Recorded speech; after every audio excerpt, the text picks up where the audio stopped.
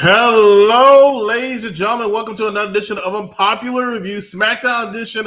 I am filling in for Mr. Mike Knox today. He's the executive consultant. Filling in for Miss Wrestling Doll is actually Champa Jax. It's a horrible name. I just saw it. But anyway, here to talk about SmackDown, which, I got a lot of mixed reviews on this episode of SmackDown. I got to be honest with you, Bad Guy Jack, though. I'll ask you, because I'm a polite person at times, how do you feel? Well, I feel great. I don't care, but how do you feel? Well, I'm glad that you showed your true colors because that's what you're good at. But what is this thing with music now? I was thinking I wanted to play something a little sad when you talk because that's how people feel when you're talking is they're feeling really sad. So it had to be something down in the dumps and blue, But we're gonna go with this. Go ahead, tell me about how you're feeling. Ooh, that was a good one. That was a good stinger. You would be a good bee. The bee when you sting and then I step on you because you wasted your time trying to sting on me. But what I what a bee has to sting is a point, right? And what the reason I'm going to mention the point, right? The reason I'm going to mention the point is because it takes you so long to get to the point. Get to the point. Get to the punchline. What are you saying? I'm actually going to turn the music off so it could go faster. Go. Oh, there we go. I mean, first off, you don't have any punch, but SmackDown tonight. So I didn't get a good chance to watch a good portion of it. But what did I think about it? I mean, that's not what I asked you. I asked you how you were doing. Okay, tonight. Can I get to that point? Thank you, sir. I know you just want to talk. I know you like hearing yourself so much, but the rest of us don't. Not everyone have Anvil at the house, so please shut up for a minute. So what did I think of SmackDown? It was okay. It was all right. I mean, I didn't hate it, but it wasn't like, oh my God, this was a phenomenal episode of SmackDown and consecutive. Executive. I can't wait to talk about it. Did I do a good job there, boy? No, you did. You did a horrible job. George Samuel Lewis, what's up, everyone? George Samuel Lewis now. SmackDown was pretty good tonight. And then Mr. Mike Riggs says, good evening, Unpopular Review fans. This is Mr. Mike Riggs welcoming you to the WWE Friday Night SmackDown Review Show for Friday night, February 25th, 2020. He is so informative. Thank you, Mike. He's so informative because he knew today's date. Yes. That's what you're going with. Mm-hmm. All right, then. Let's go ahead and talk about it. This idiot. Let's go ahead and talk about it. I love this guy. I mean, y'all come from the same family.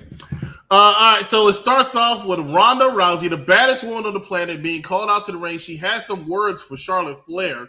Of course, this they talk about her accolades. She talks about what she's been doing, why she chose to come back 3 years later, and this leads to Charlotte Flair coming out, which leads to Sonya Deville coming out. They attack, they double team Charlotte Flair.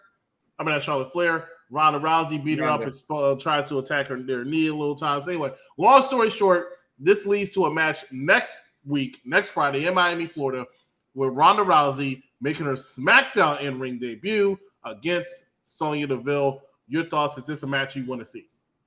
No, not at all. And what's funny? I'm glad you asked that question. I mean, look at you bringing up the heavy-hitting questions, Larry King. I saw someone not that long ago on social media saying, oh, I don't think I'll ever get that Ronda against Sonya Deville MMA match because they both have an MMA background. So for next week, I'm not really excited, but it's a smart move on Fox so you can have Ronda wrestle on Friday night. So it's a brilliant move. Get her on there and put eyes on the product. And it does its job. Am I looking forward to the match? Nah. But it does its job. Because people are gonna sit and say, oh, Ronda is gonna be on Fox? Oh, I gotta check that out. The baddest woman on the planet? I gotta check that out. So it does its job. Yeah, I can't say I disagree with you. I think you made a very good point there, Bad Guy Jack. It's just to get eyes on the product. People want to say, hey, we get to see Ronda Rousey wrestle on free TV. Not that she hasn't done it before, but it's been a while, and this is the first time it's on broadcast television, basic television. Before she wrestled on Raw, of course, and that was on USA Network. But this is still really big. Still going to be very interesting to see. The setup was a little clunky. I can't sit here and say it was the best setup in the world, but I do believe it's going to be a competitive match, even though it's not as good as I would have liked it to be. I already can tell you right now, Sonya is not going to be able to get that much offense in on Ronda Rousey. Oh, you don't think it's going to be like a back and forth match? You think it's not at all squash this girl? I won't say the word squash, but it's going to look like that at times. Okay, fair enough. Yeah, it's going to look like that at times. Let's go ahead and back to these comments. Ronda Rousey is going to make quick work of Sonya Deville, but Charlotte Flair is going to get involved. Most definitely that's going to happen. Z is silent. What's up, Z? Ronda versus Sonya would be great if there was an actual build-up like how they planted seeds on Total Divas between the two instead of it being a WrestleMania roadblock. Excellent point there. That's a really good point.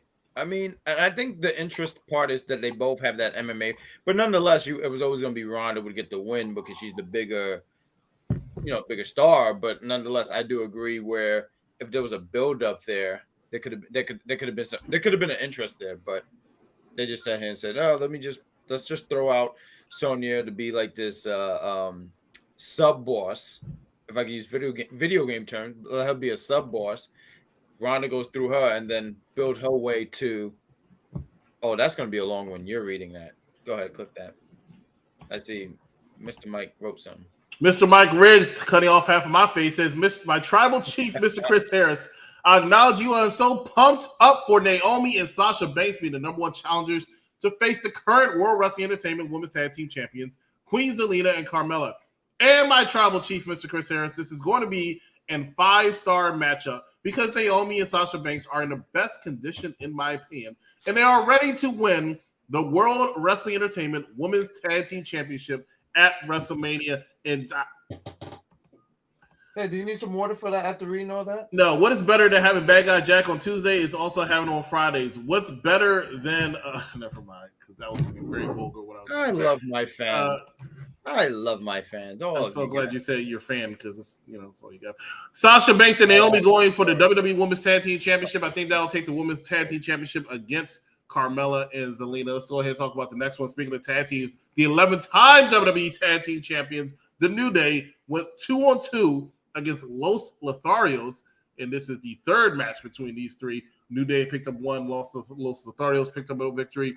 This is going to see who's the better of the two teams. Long story short, New Day picks up the victory in this one in another competitive match between these four gentlemen. They had a good match. The first two matches were actually pretty good. A little underrated because Los Lotharios are not that big yet. No. But they work very well in the ring, and I was happy to see them. Your thoughts when it comes to Los Lotharios? I like that they're giving him something. I always thought Garza was always like a star. There was something about him that what's his name? I'm sorry. No, he's not. He's not a star.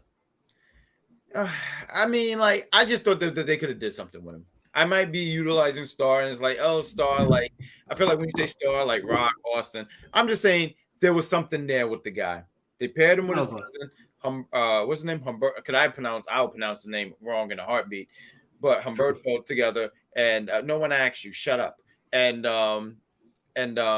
I mean, like, I think there's something there. It's just that they need to build them up, and I just feel like anytime I see them, I expect them to lose. I mean, they're good together. I think they're really, really good together, but they just seem like that tag team that's just on the outskirts. Like, I feel like New Day is definitely somebody. Like, I wasn't surprised when you said, oh, yeah, New Day won. I'm like, yeah, right. Of course they won. But they did have it's funny, on WWE Fox, they showed that they came out like with a ATV or some shit like that. He came out with ATV. He actually drove it down very slowly. It was definitely not Stone Cold Steve Austin. The funny part about the ATV spot, and I'm glad you mentioned it, was I can tell Big E is not exactly a pro when it comes to ATV. I won't say comfortable. I'll say a pro. When they parked it, they originally parked it on the barricade, right? But because they had to do the spot later, they moved it to be where it needed to be to do the spot. It was just funny because he was like, well, it wasn't Big E who moved it. You know he didn't move it because he's in a freaking match. So it was just a little ridiculous there. But and of course him teasing that he was going to run over, I think it was Angel Garza outside. He was my God, run him over. They were like, he'll do it. He's a man of his word. I thought it was really good. But the New Day always know how to keep you enthralled into them, even though they've been around for 8 years now. Isn't that incredible? Like, I mean, I really want to throw that out there. That's so incredible because I think like wrestling fans get tired after like 2 months, and the fact that they've been able, I didn't even realize it was that long, 8 years, and like 8 years that this team been able to like find a way to have people still interest. Like, I'm not tired of them. I mean, I don't think they ever break up. And I mean, the day that if they ever decide to do it, when they were thinking about even breaking them up, the fans were actually rebelling against them. Every time they moved Big E away from them, the fans were upset. Like, how could you do that? Why would you do that? Why would you do that? Right. But they also always clamor, he needs to let him go. You wrestling fans make me sick, I swear. But anyway, go ahead. No, wrestling fans are fickle, and I'd be the first to admit that I'm quite one of those fans that I can be quite fickle. So the wrestling community is very, very fickle. But it's just amazing on how long, because a lot of times people turn, and I don't feel like people has turned on a New Day. I just don't feel like anyone's ever done that. So I just think it's incredible. 8 years that they've been able to stay together and just like, to my knowledge, I don't follow wrestling Twitter because wrestling Twitter is just so toxic, and I'm not trying to have high blood pressure and all that stuff. So I just think it's amazing just that I've never heard anyone really go like, man, I'm so tired of the New Day. I've never heard that. So I just want to give that. I just wanted to say that. And I just wanted to say, when we were talking about the ATV thing, and I was talking about we were talking about Stone Cold. Didn't you ever get like a little fear when Stone Cold would drive, especially those turns? Like, yeah, I did, but he was always perfect with them. Like, he caught most of his beers, believe it or not. Most of them. I mean, he dropped a few. He caught most of them. The New Day are the best tag team. They are arguably one of the greatest tag teams in history. Xia should not have won. Total BS. You don't think Xia Lee should have won her debut match? Okay, I would like to know why. Oh, really? But I'm curious why you think that. So please comment back. But go ahead, keep. George Samuel Lewis says, LOL, Sasha Banks makes quick work against Shotzi. Everybody should make quick work against Shotzi. She sucked. I'll talk about her in a few minutes. Lizzie Silas says, Garza has qualities of a Del Rio, of an Eddie or Juventud, even Andrade. He's definitely got untapped potential. Here's my problem with that comment, Z. But I feel like why do we mention all the popular or all the well-known Hispanic ones? Can't he just be, can he have qualities of somebody else who's black? Can he have qualities of somebody else who's white? Or a lot of people make that thing, because like a lot of times, like even with AEW, I feel I think they were saying Sami was compared to like a young Eddie, and someone was like, okay, not every last Hispanic person needs to be compared to Eddie, which I agree. But you mentioned Alberto Del Rio. I loved who you like Alberto? Alberto Del Rio fan. I could never get into him. I always thought he was so boring. Alberto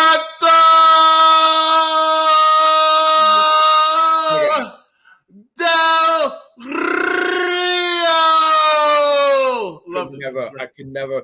I feel like Garza. I think Garza definitely is way better and way more talented. I think he's more charismatic than Del Rio. Del Rio just never. He had Del Rio was MJF before MJF. Really? You think that? I don't see it. Please elaborate. What you mean by that? Look at MJF's character. That's exactly what Alberto He's Del not Rio Spanish. did. See, that's what I'm saying. Y'all grouping the Spanish people, the Spanish people, the black people, the Scottish people, the Irish people, and everybody else. No, don't do that. They're all wrestlers, right?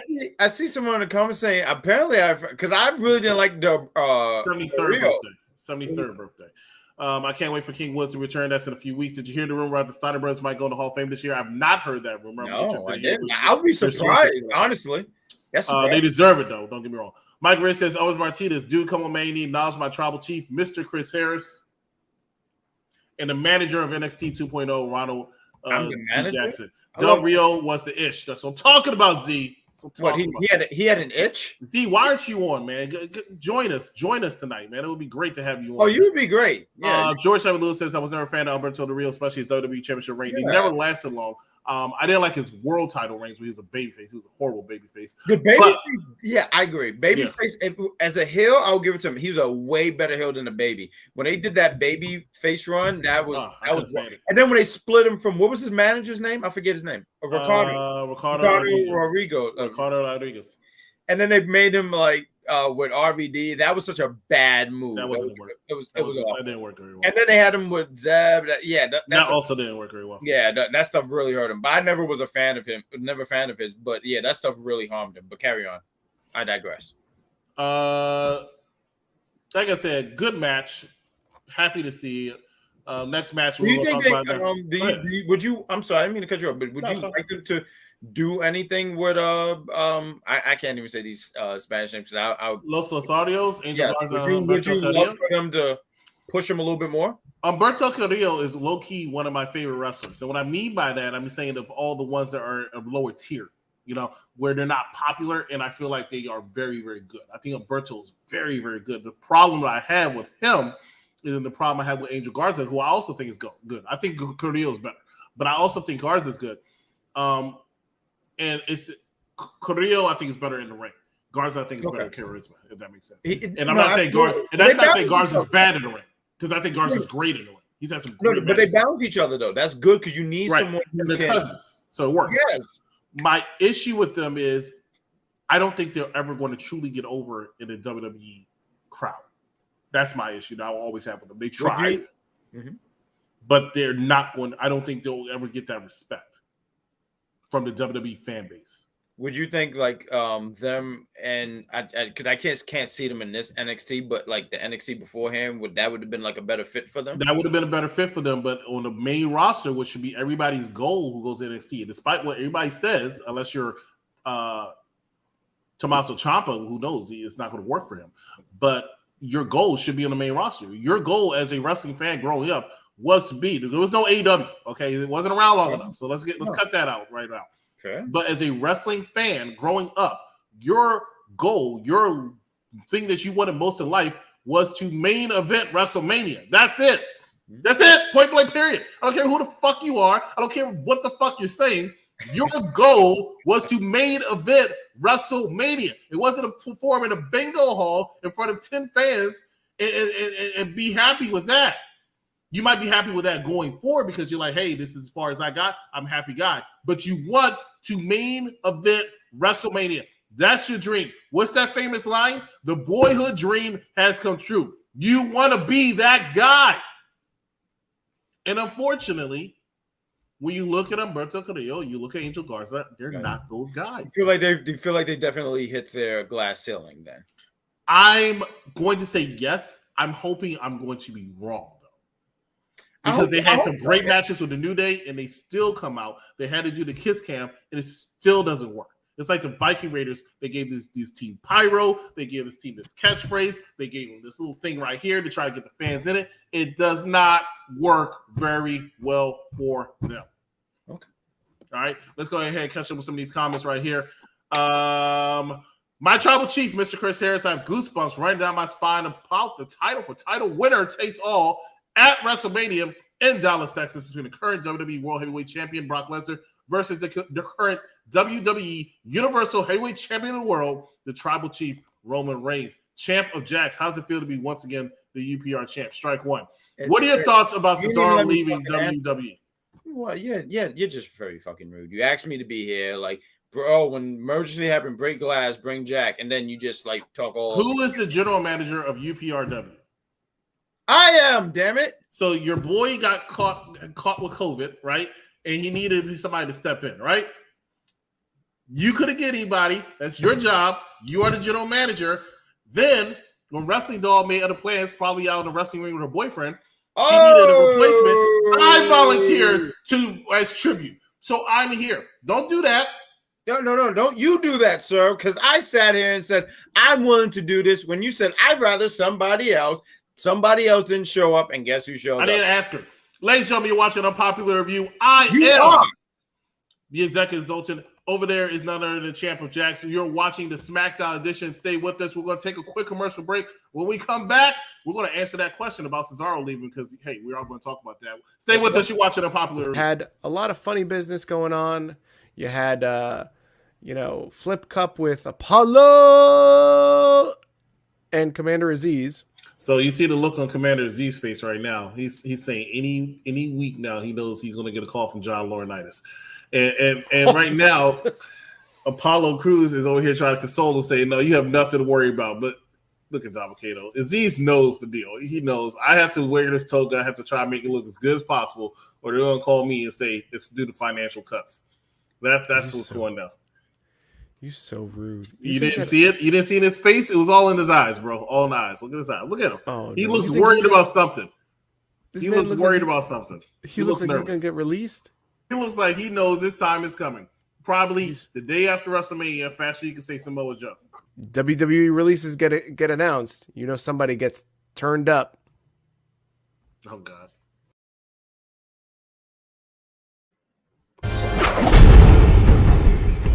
He's here. Who? The Batman. Gotham must be destroyed. Gotham isn't beyond saving. Let's hold up. Guy dresses up like a bat clearly has issues. Ladies and gentlemen, welcome back. Unpopular Review Smackdown edition. I'm the executive consultant, joined today by Champ of Jacks. Make sure that you are liking, loving, and sharing this to all of your wrestling timelines and groups. And subscribe to us if you haven't already on YouTube, as well as follow us on our Instagram and Twitter. We're over here talking about Smackdown, but let's go ahead and catch up some of these comments. We did not finish answering this question. What are your thoughts about Cesaro leaving WWE? Bad Guy Jack, we'll start with you.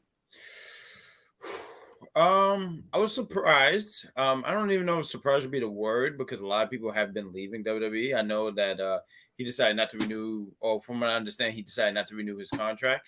And I've always just said this: if a wrestler decided that they were no longer happy where they were at, or they feel like they had their fulfillment at said place of employment, good on you, and good luck on wherever you decide to go. I was just talking to my nephew earlier, and I was like, hey, what do you think Cesaro would do? And I said, I just hope he don't go to AEW, because I just feel like everyone goes there. Like, everyone goes there, and it's starting to become, like, the place to go if, like, oh, I love WWE, now I'll go to AEW. And I hope that he goes somewhere else. And that might sound like, wow, why would he want to go anywhere else that's not AEW? And AEW is, like, it's a strong number 2, right? That's, like, the strong number 2. I just don't think he needs to go there. I think he can go somewhere else. I think about... he's Killer Cross now, I think, right? I feel like he's Killer Cross now. And a lot of people were laughing at him for going to MLW. And I said, well, that's good. Like, good on him for just saying, I'd rather go somewhere else rather than going to AEW, because I just think that's just the go-to. Everyone expects that. And the way AEW have been having a lot of people coming in, this week was Buddy Matthews, which was cool. I'm not sitting there saying anything bad. It was cool. I just think I would rather him go somewhere else. And wherever he decides to go, as long as he's happy, good on him. So, executive, take the floor. It's going to be a shame. It's a shame to see Cesaro go, but this is something, because everybody knows I like every company, but of course, WWE is my bread and butter, so to speak. And I've said for a while now, I wanted Cesaro to leave. Not because I think he was necessarily mistreated, because I don't necessarily think he was mistreated. I think he's probably treated very well. And he did have a good run last year. I forgot about his WrestleMania moment that he had, which was a good moment. I was there for. I was very happy to share, just like everybody else. Yeah. Wasn't that amazing? So, but I honestly always felt, I talk about Drew McIntyre. I say this every week. I think Drew McIntyre is the perfect embodiment of a wrestler. However, I also think Cesaro fits that mold. He's strong as God knows, and he can do practically anything in that ring and wrestle anybody of any size, and it will look fine.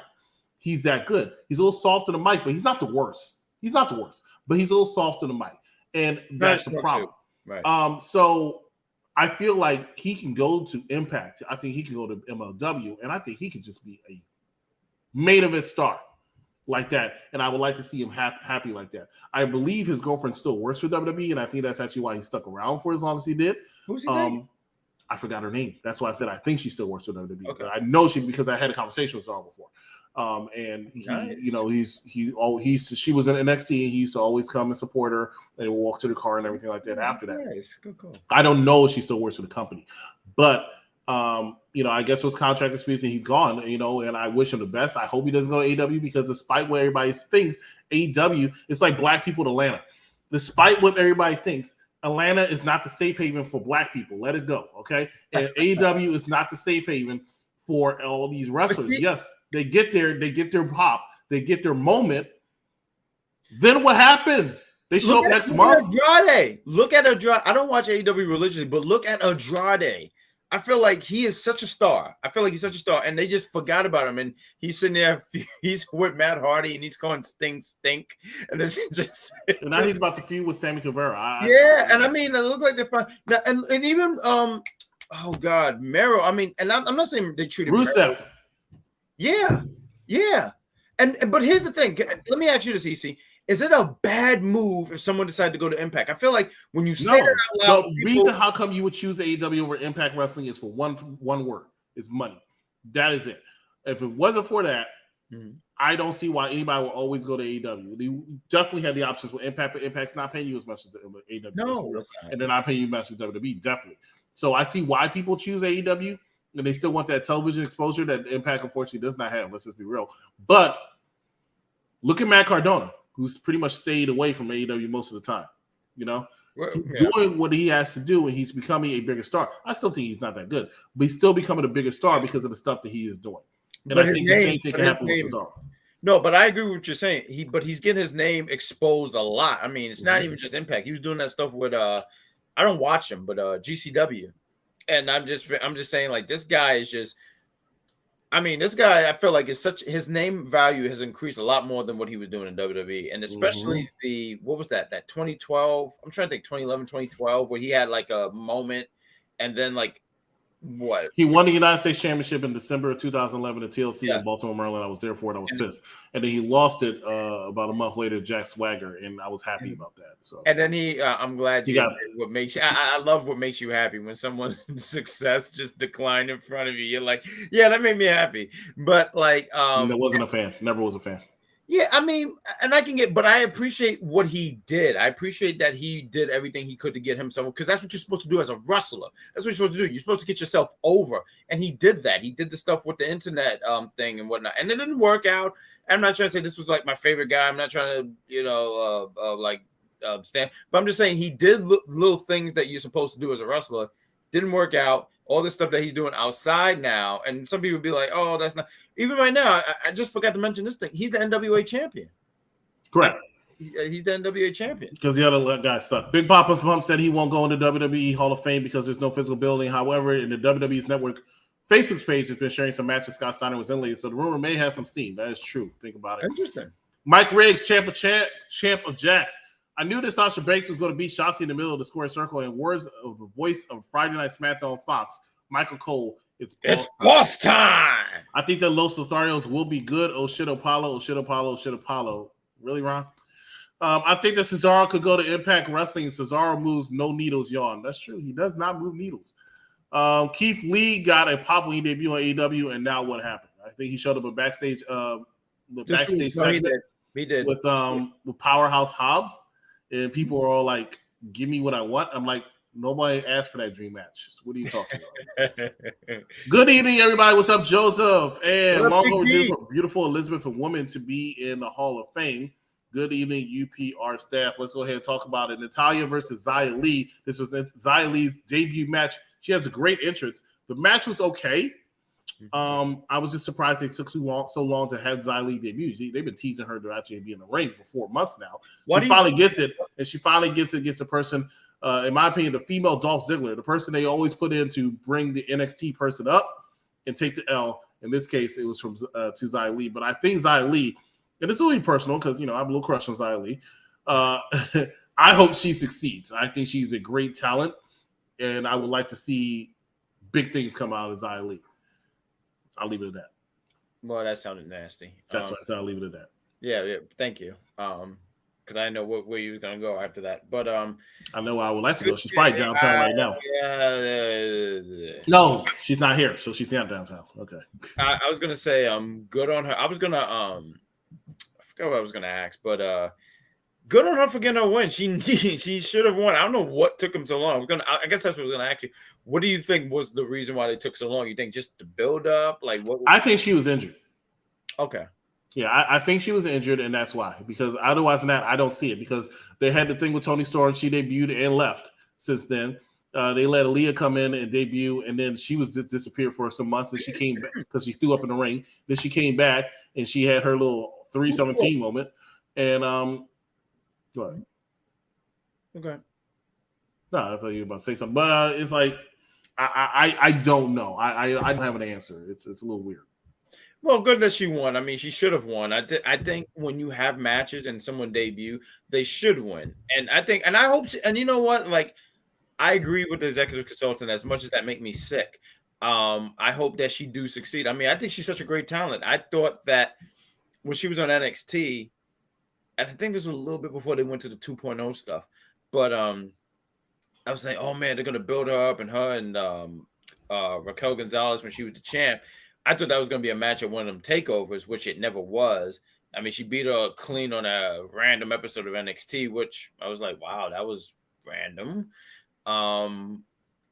But I do hope that she just kicks all kinds of ass, because I think she's such a talent. And you know, and Xia Li, I just want to and there's something you gave her a lot of credit one time, because you remember how she was before, and then she made this transition into just being this like Mortal Kombat character, and she was like killing girls and just man. So I hope she's very dominant. And then they said Bo was going to be more involved in you than he already is, and she said, "I'll go to SmackDown." and I really do hope that they realize what they got with her. I do, because I review NXT. And when I used to review the other NXT before it was 2.0, or when I was watching NXT before it was 2.0, a lot of guys I would see, and I would always hope that they would just get a chance. Sometimes I just felt like they didn't get a chance. Sometimes it was the wrestler. I can't say every time it was creative. Sometimes it was the wrestler. But sometimes I just felt like some people just didn't get a chance. And I just hope that she does get a fair shake and a chance, and they realize that, man, we got really something special here. So. It's just hard when they're in WrestleMania season for her to have this debut, and they have a lot of focus on other and big-time matches, such as the Smackdown Women's title, the Raw Women's title, and we'll talk about it soon, the tag team, WWE Women's Tag Team title. So like, where are you putting this? Would you have, I mean, she debuted where in like late November, December, right? Would you have saved her for somewhere after Mania, or at this point, just like a couple of people like, oh, we have this person come back, this person come back, like Bayley coming back, we have Asuka come back. I said, hey, don't bring them back before Mania. They don't have a spot for them. There would be a waste of time, and y'all be upset that they don't have a spot for these women, right? There's a reason why Naomi and Sasha are going to team together, and we'll talk about that soon. Okay. Yeah. My tribal chief, Mr. Chris Harris, I still understand why Vince McMahon hasn't put the original first lady of the World Wrestling Entertainment, Miss Elizabeth, in the World Wrestling Entertainment Hall of Fame. I mean, give me a break, Vince McMahon. Come on, it's a very long time coming for the original first lady of the World Wrestling Entertainment, Miss Elizabeth, should be in the World Wrestling Entertainment Hall of Fame. You like to type, I see. The best duo. What's up, guys? What's up, Patrick Nelson? Do you see Michael Cole going to Hall of Fame anytime soon? Michael Cole should go in the Hall of Fame, and he will go in the Hall of Fame. I just don't know. I believe it. Not now. I don't think it's no rush for him to go in, but I can see him eventually going in. I mean, if I could just throw it out here, no disrespect to people in that Hall of Fame. There's some people I've scratched my head, but Michael Cole is someone I think do deserve it. I think he gets a lot of flack these days, and maybe rightfully so. I don't know. I don't do commentary, but I just do think he should be eventually in there. We're going to talk about a segment that's going to be very controversial. I know it's going to be controversial. I know a lot of people have been hating on it. This has been a rumor that's been going on for weeks. And that is for this segment was a celebration of Sami Zayn winning the Intercontinental Championship. And we have an idea now who his opponent at WrestleMania is going to be. Ladies and gentlemen, I'm talking about one Johnny Knoxville came out, interrupted Sami Zayn, and got the beatdown of his life because of it. This has been a feud that's been going on for quite some time now, and the rumor, like I said, is they're going to face each other one-on-one at WrestleMania, which is pissing off a lot of people. Champ of Jacks, Bad Guy Jack, what is your thought when it comes to this segment and these two performers overall? Smackdown. What do I think about this? I'm not surprised, though. Like, I'm really not surprised. I mean, this was something building since January. There was that Royal Rumble spot where he just hit him with the Hoover kick and knocked him out, and he was still showing around. And even, I don't know if it was a week after. I think it was a little after the Rumble, right? Like, he showed up at the Sami is great, man. Like, I really got to give it to Sami. Like, showed up to the whole Jackass premiere. He's getting dragged out and shit like that. I thought it was funny when I was seeing the pictures. It was so freaking hilarious seeing him getting dragged out and the pictures were funny. So I'm not surprised that this is going to be a match. Does it offend me? Johnny Knoxville is one of those guys. I'm not going to say he's going to throw a 5-star classic, but this man, the way he has put his body on the line for 20 plus years. I'm not offended. Like, this guy, I feel like he's going to go out there. He's going to be one of those guys who, you was at the Rumble, right, sir? You was at the Rumble. He was there. He took that frog splash from Montez. I remember hearing an interview. I think it was Montez himself saying, like, when they talked about the spots, and he was like, you know, lay your shit in, man. Like, lay your stuff in. I'm not sitting there saying this is, oh my God, this is going to be the top 5 celebrity fight, you know, because you got to be clear with this in the wrestling community. Because if you say, oh, I think this is going to be okay, and like, what? What do you mean? What do you mean? You eat steak cold, and they stay and say like, you don't even bake your steak. They just want to fight you for that. I don't think this match is going to be really offensive. I think it's going to be okay. You got someone who's a professional like Sami Zayn who will make sure this match is good. I think he's a good ring general, so this match is going to be fine. And Knoxville is going to be just like, yo, lay your shit in. Like, fucking, you got to really, like, I mean, not really kick me in the face, but like, oh, you got to lay your shit in. That shit, when he got that combination from AJ, I love that combination. It's one of my moves I go for when I play 2K.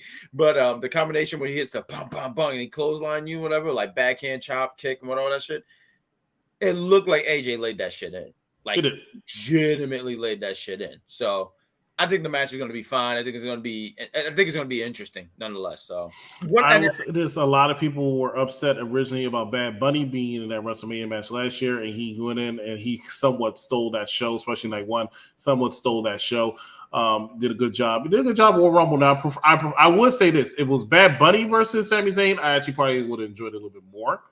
Mm-hmm. I think Bad Bunny kind of deserved it, but I always say when it comes to celebrities, I respect the celebrities more. They come in there and don't act like they're just in there just to beat up the wrestler. They go in there and they take their lumps. And one thing the Bad Bunny did, he went in there, he dished it out, and he took some bumps last year. He took some bumps, including the F5 in Royal Rumble. And Johnny Knoxville went in there and he took that from a combination with AJ Styles to the frog splash to the hula kick. He took all his spots very, very well. He did not go in there and make a joke out of it like Drew Carey did, even though Drew Carey did a fine job for what it was. Because he at least ran out there like he was scared. But he went out there and he took his spots, and I appreciate it. And another reason why I will say it, and I'll say the same thing when I defended the biggest WrestleMania main event of all time that's out there promoting it right now. Mm-hmm. If you heard that reaction when Johnny Knoxville came out tonight, you will see why they're giving him a match at WrestleMania. If you heard the reaction that Johnny Knoxville got even at the Royal Rumble, you will see why they're giving him a spot. Yes, and they cheered. They cheered like crazy. It wasn't a booze. It was cheer. Today, when he came out, I wasn't there, Hershey, but when he came out, they were cheering. I did not hear too many boos from the people in Hershey, Pennsylvania. They were even chanting, Johnny, Johnny, Johnny. Now, part of that might be because, and that's why they got him in there, Sami's such a great fucking heel, man. He had them people booing like crazy. WWE, I'm going to say something that's going to be people going to piss people off.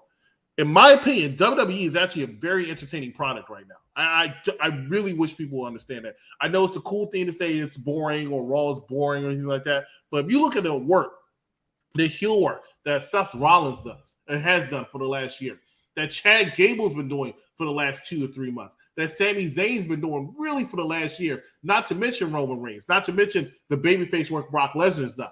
You know, Bobby Lashley's still the man. They are in a very good position. They don't need to sweat AEW because they just came out with a Buddy Matthews. I'm sorry. All right? And I'm a big fan of Buddy Murphy. I'm just saying, he grew on me because I wasn't there used to be. I'm just saying, really pay attention. We are in WrestleMania season, and I was telling my friend Nico earlier this today, this is the first time I have felt in years like I'm actually really in WrestleMania season. I've heard some killer promos. Becky Lynch on Raw. Her promo with Bianca Belair, I thought was fire. I've watched that almost every day since. It was very good. These people love me. I beat you in 26 seconds. They turn on me. I despise them, and that makes me despise you. I loved it. It was such a great time. Edge, his promo, when you know it's leading up to him versus AJ Styles, was great. Was great. I really feel like, and we'll talk about the contract signing later because I thought Roman and Brock did a good job. I really feel like I'm in WrestleMania season and I'm enjoying it. And because Hershey, Pennsylvania, with a full-ass stadium, they will have a legit sellout in Hershey tonight. You know, you won't be seeing those little things that these people, AEW fans, they say, posts where they're like, "Oh, look at their attendance! Look at their attendance." No, SmackDown usually has good attendance, and they proved it here tonight. And they were there, and they enjoyed the product. So I just want to throw ahead and put that out there. We got to do this best duo. Where I said this, Johnny Knoxville going for the Intercontinental Championship against Sami Zayn. I guess that Johnny Knoxville gets WrestleMania moment. Champ of Jax, hands down SmackDown ring announcer Samantha Irvin. What? Is doing an excellent job as the new SmackDown ring announcer, and she's a future first-class World Wrestling Entertainment Hall of Famer, in my opinion. You would love the Hall of Fame. Wow. WrestleMania is going to be awesome, and I can't wait. Ladies and gentlemen, we're going to take another commercial break. When we come back, we're going to get into some more SmackDown. We just passed to Johnny Knoxville. We're going to talk some Sasha Banks versus some other person. I can't remember her name. Stay with us. You'll be right back after this break. Me and you were talking. We were watching together, and I thought this was a really good match. I think MSK is really good. I remember as we were talking, you was like, I think MSK, you said MSK looked like they have a future on the main roster. And I disagreed. And I disagreed because I just don't feel like they care for tag team wrestling. I think MSK, I almost said MST. Oh, my God. MSK, I think they're great. You mentioned stuff like them. They're marketable, young, good-looking guys, colorful at that. But when it comes to these cups that are meant to push forward, tag team to give them that light, I feel like it should always be a different person because you should always be pushing someone different. You should always be working to give someone else the light. You need as many as possible. But also the thing for MSK, I understand that you feel like they don't care about tag teams, but lately they have definitely been trying to revitalize the division on both brands on the main roster. And so, where do we begin? A year ago, these cops and lawyers wouldn't dare cross any of you. I mean, what happened? So what are you proposing? It's simple. Kill the Batman.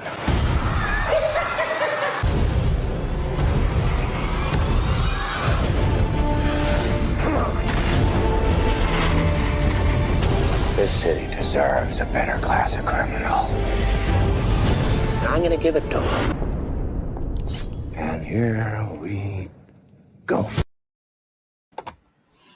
Ladies and gentlemen, welcome back. Unpopular Review SmackDown Edition. I'm the exec consultant, joined by Ciampa Jackson. Please make sure that you're liking, loving, and sharing this.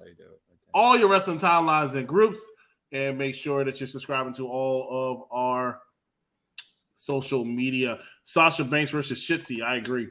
My tribal chief, I received word that Miss Drew Barrymore acknowledged you because she enjoys watching the show. She thinks that this show is an excellent way to end the week for our wrestling review show.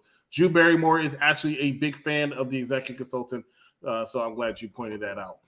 All right, let's talk about it. Sasha Banks gets the unannounced return, as she's announced as a 6-time world champion as well as a 2-time tag team champion, including the first ever tag team champion for the women.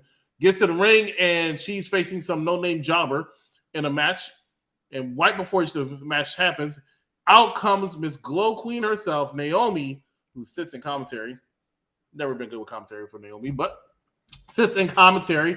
Sasha makes quick work of the no-name jobber, and as she wins that match, Naomi comes to the ring, and you're wondering what's going down. Is she possibly about to challenge her to a match at WrestleMania? No, she says they are going to be the next WWE Women's Tag Team Champions.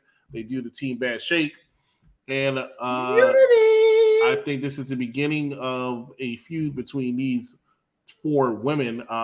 Last year, they had a whole bunch of them in there, and then the winners fought the Tag Team Champions on Sunday. They might do this. This might be the beginning. It might not be a straight 2-on-2 match. They had a gauntlet, and then night 2, they went right. I forgot about that. They might do that again because I'm not sure they're going to go with the Women's Battle Royal to throw everybody else in there. But, I mean, your thoughts and opinions when it comes to potential pairing of Naomi and Sasha Banks. I'm trying to think who said something like, oh, look, this, like, almost like this was a new team. I'm like, yeah, a few years back, they were Team Bad. Like, does anybody remember that? Like, I mean, cool. I'm with it. Fine. I mean, we got to get Sasha on WrestleMania. We can't get her to be in the women's championship match because that's full. You got Ronda against Charlotte and Becky against Bianca. She can't get in there, so we still got to get her on that card. That's a big deal. For me, you got to get Sasha on the card. They surprised me sometimes. Last year, I thought they would put Charlotte Flair in the card, and she wasn't. She wasn't on there, right? She She was missed WrestleMania. I forget. So fresh in my memory, she was out, right? I do believe she was injured for a second, but she was in a feud with Lacey Evans. She was. And then Lacey got pregnant, so they had to abruptly end the feud, and they really didn't go anywhere with Charlotte Flair. They decided to go with Asuka and Rhea Ripley. Right. And in my opinion, and I always believe I'm right, but in my opinion, they actually were going to go with Rhea Ripley and Charlotte Flair in a rematch. But I also think Charlotte Flair was having issues at the time because Andrade just left, and she was throwing fits and stuff. But she ended up coming back the night after. Anyway, what are you saying? No, I was saying you said Charlotte and Rhea. I was saying at Mania. Because they had it at Mania 36, but it was COVID Mania. Oh yeah. And Charlotte just won, and Rhea really started going down, especially in NXT. Since they tried to keep her built up, but she really was going down. So this was her chance of a redemption. I felt like, and they were going to do it at WrestleMania, and they ended up going with Asuka and Rhea, and that really wasn't that good of a match. All right, fair enough. Yeah. So this segment happens, and they're gonna go for the tag champs, and hey, gotta get Sasha on the card. So yeah. Charlotte, what is this? She got She did catch code, whatever. I remember that because that was one of the first times they admitted it on air. The first time was Drew McIntyre, and then I think that was the second time. Now they just say it. Okay. All right. So Sasha Banks versus Shotzi. Drew McIntyre versus Madcap Moss again. I feel like Groundhog Day again, but this is all leading to. Let's just be real. The WrestleMania match is going to be Drew McIntyre versus Happy Corbin. People are upset about it, but. Don't be. You're also mentioning a lot about how he's undefeated. I was like, he's undefeated. That's the storyline. When they started mentioning that, I was like, okay, he's definitely going to go ahead and do this at WrestleMania because that's going to be Drew McIntyre. Because Drew McIntyre is still one of the biggest superstars they have in the company. For sure. And they're not going to put him in the title match at WrestleMania, but they need to have him on the card. They need to have him in a big deal. The only way to do that is to have him do something that's going to be a big deal, and that is defeat somebody who's undefeated, which is Happy Corbin, who's been undefeated since he's been Happy Corbin. And David and I talk about it. We believe that it's going to be so big, as big as it can be anyway, that he's probably going to kick out at the end of days. That's going to be a big deal. Yeah, and that's one of the most protective moves besides, well, not so much the bro kick these days because I forget that Roman kicked out of it. But when someone hasn't kicked out of a finisher, and I mean, he's done that move like 6-7 years and no one's ever kicked out. It's a big deal. Because I see that happening too, where he kicks out of it. I'm not gonna lie, the Madcap Moss match, I already expected Drew to get the win. Like Drew had to win. Not even he had to win. Like, oh look, I'm gonna have this match against Baron and Baron. I'm sorry, I keep saying Baron, but Happy, right? Like Happy with his Pitbull music. I'm waiting for him to come out with white pants and just with a microphone. And he has before. He did. I bet he has. And it's really good to see Happy Corbin. I wasn't a fan of Happy Corbin at first. I am more of it now because he's so good on that mic. Once I talked about heel work. Oh, I forgot to mention Corbin. Corbin's a great heel. He's a great heel. That's the thing. He's always been a good heel.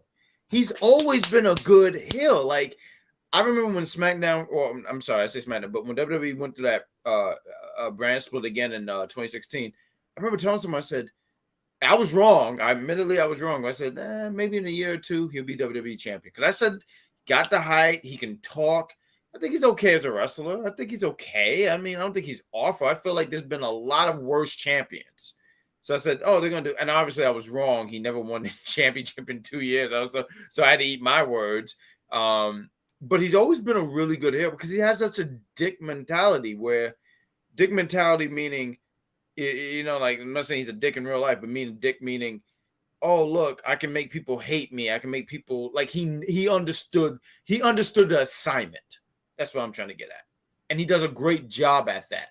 Even now, like, honestly, you like Happy Corbin? I liked Bum Corbin personally. I thought that was hilarious. I mean, I know people, with the ketchup stain or barbecue stain, and it felt like the stain got bigger every time. But nonetheless, he's done a great job here. The match here at Mania, that's the match at Mania, him and Drew.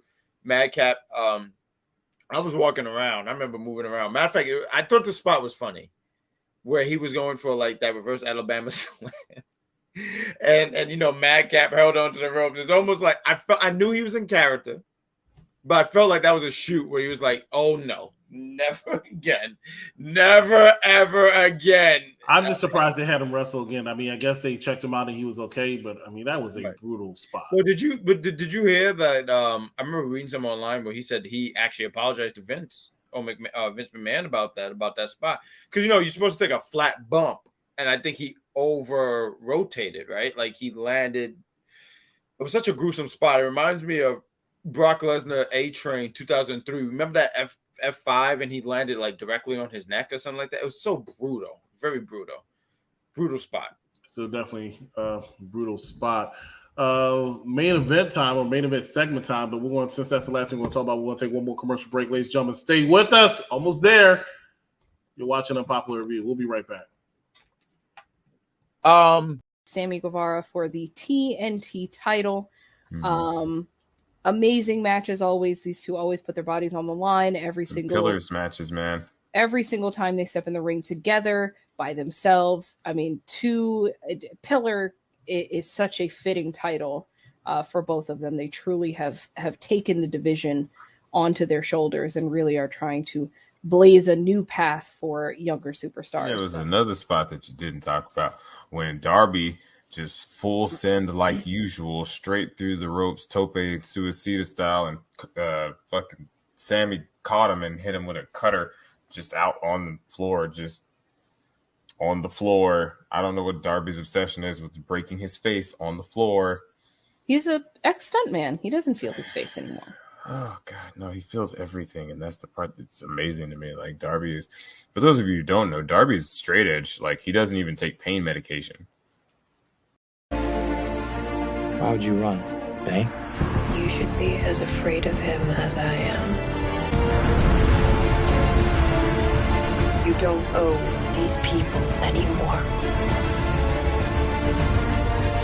You've given them everything. Not everything. Not yet. Huh. Why didn't you just kill me? Your punishment must be more severe. All right, ladies and gentlemen, we're back on Popular Review Smackdown Edition. I'm the executive consultant, joined by Champ of Jax. We're here to talk about the main event segment of SmackDown, but while we're doing that, please make sure you hit that like button, that love button, that share button, that subscribe button. Roman Reigns, Brock Lesnar, Universal Championship, WWE Championship, winner takes all. Now they inserted the word unification. Which scared me. Unification, and the biggest wrestling match in WrestleMania history, which they can make an argument that it is, but you heard what the fans of Hershey, Pennsylvania thought when he mentioned some other matches that are considered the biggest wrestling match in WrestleMania history, namely Hogan versus Andre, Rock versus Stone Cold. Rock versus Stone Cold, they really booed the hell out of. In my opinion, that was a big match, but I could see, don't throw tomatoes at me, I can see how this match is bigger than Rock and Stone Cold. And the reason how come I say that is because of what's on the line. Absolutely. That's the only reason. Not because of name recognition, even though Brock's a huge name. Roman is a huge name, but Rock and Austin are arguably the two most popular wrestlers of all time. So I can see why you would say that's the biggest one. But it's a matter of subjective. It is a headline. And Paul Heyman, I want to say, because I don't know how much of this segment you watch, right? I watched it. First thing I want to talk about is the entrance of Roman Reigns and the rest of the bloodline. Because Paul Heyman, I swear, not only does he not take his eyes off of Roman, which I've always known, which is remarkable to me, I swore he was dancing on the way out too. And I just thought that was very entertaining to me. I was like, how does this man do it? Paul Heyman is great, man. He is great. He's so great. So after Roman hits his acknowledgement for Hershey, Paul Heyman does a promo for what's about to happen in the contract signing. It then says that is what they call a cliffhanger, snaps his finger, and we go to commercial. I was like, damn, that was good. Paul Heyman is arguably, in my opinion, the best mic worker I have ever seen in my entire life. The best. And I know you've seen a lot in your lifetime. So Jericho, Rock, Miz, Piper. There's been a lot of good people on that mic, but I think the way Paul Heyman sells, I can't put anybody above. But I think the thing with Paul is when you're a wrestler, manager, or advocate, because he would always make sure to say he's not a manager, he's an advocate. He gets it. He so freaking gets it. Like, and I think Paul Heyman, there's always this conversation about, because he's always compared to Bobby Heenan. Mm-hmm. And I feel like Bobby Heenan, and I want to give him his flowers. I didn't grow up watching him as a manager. I saw him more when he was an announcer and stuff like that. And he was great. He was great. I mean, I remember playing WCW Mayhem, and he said hammer nigger or something like that. And I was like, what is that? So when you said that, I was like, oh, okay, right. That's really his thing. He would say that. But Paul Heyman just gets it. He gets it. Like, for me, he's like, and just to steal your catchphrase, don't throw tomatoes at me. He's like my Bobby Heenan, because he just gets it, man. He just understands the assignment, and he just does a kick-ass job. Mm-hmm. And speaking of kick-ass job, that leads to Brock Lesnar coming out, who likes doing his reigning, defending his own thing now. I notice he does that all the time. He likes talking about Roman Reigns, making fun of Roman Reigns' acknowledgement thing. But he pretty much said, I'm going to beat up you at WrestleMania. You, this dick here, these skid marks here. It was just a good promo. It was great. And then Roman takes the mic, and Roman, once again, doing Roman Reigns things, cuts a fantastic promo. That's why I said I'm in WrestleMania season. I feel it. There's so much passion behind what he says. This is my ring. That's my title. This is my cameraman. These are my commentators. These are my fans. I love it. And that's my security. And then Brock Lesnar, once again, did Brock Lesnar shit. And I love that, though. Like, believably kicked all these asses. I love this so much, because you know what? I'm not gonna lie. If Roman Reigns hired me as a security, he said, and I'm talking storyline here, folks. He said, "Hey, look, I'm going to the ring. I need you to be my security guard. I'm hiring you. Brock Lesnar's in the ring." I would sit here and say, "Tribal Chief, I respect you, and I thank you for giving me this offer. But no, because I want to live." Because Brock Lesnar killed those guys. When he picked up the table and just smashed dudes and then oh my God, it was great. I mean, unification do scare me too a little bit. I don't want to say scare. I don't want to say scared, but it just made me go like, we're really going to do that? Like, I don't know if that's what we should go for. I don't know. I'm changing my mind in a few weeks. Personal on both shows. I just don't. Yeah. I mean, I remember in 2002 they did that. And later in 2000, it didn't last long. No, it did not. I think it lasted maybe 5 months. April, I think it ended in August when Brock went to Smackdown. So that March or April, I forget when they did the initial draft, but March, April, and then August when Stephanie was like, Brock's gonna be here, and they bought the world title and they gave it to Triple H, and I think people had a problem. It's better to have a top title on both brands. Like I said, they were doing this temporarily. I said it was fine. I could see it, but I really don't. We'll see. We'll see. But great segment. It's funny. I was thinking the entire time. So UPRE is reviewing Batman Begins on Tuesday. Doubleheader, ladies and gentlemen. Batman Begins followed by Dark Knight immediately after. Ooh. And Batman Begins, there was one line by Ra's al Ghul I love when he says, you know how to fight 6 men. We can teach you how to fight 600. And when Brock Lesnar was fighting these security guards, that's what I was thinking of. He wrote the book of how to fight all these men at the same time. And he made it look believable. That's the funny thing. It looked believable, him kicking all these people's asses. So I enjoyed that segment.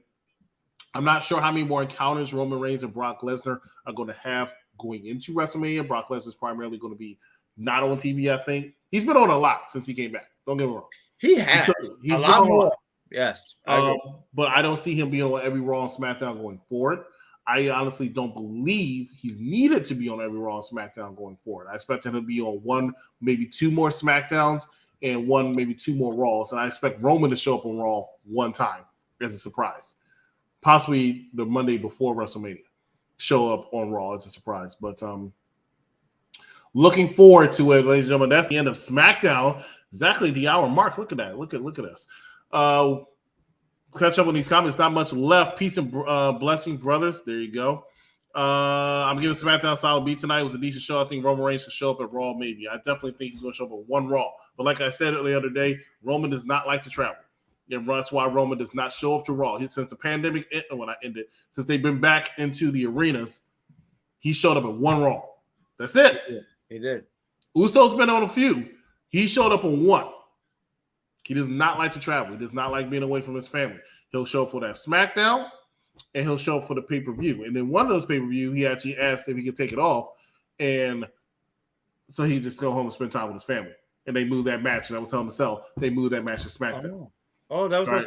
That one with Ray. Wow. Right, the one with Ray. That was supposed to be for Hell in a Cell, but then he asked if he could take that night off, and they said, okay, fine, we'll move to SmackDown. They did that for him because he's Roman Reigns. And he runs this company. He runs all this. All these people work for him. He is your tribal chief. Ladies and gentlemen, thank you so much for watching this here. Unpopular Review SmackDown edition. Once again, that is Champ of Jax. I'm the executive consultant. That's all you all in the comments. Make sure you join us every single Monday for immediately after Monday Night Raw. For myself and Big Daddy Cool Stephen Pena for our Raw review show. Please make sure that you join us each and every single Monday before. I'll have a thing for him. But for Round the Blocks with Mike Knox, Z to Silent, every single Monday, 6 o'clock p.m. Eastern Standard Time. NXT immediately after NXT 2.0, Champ of Jax, as well as Captain Shakespeare bring you NXT Divine Intervention and All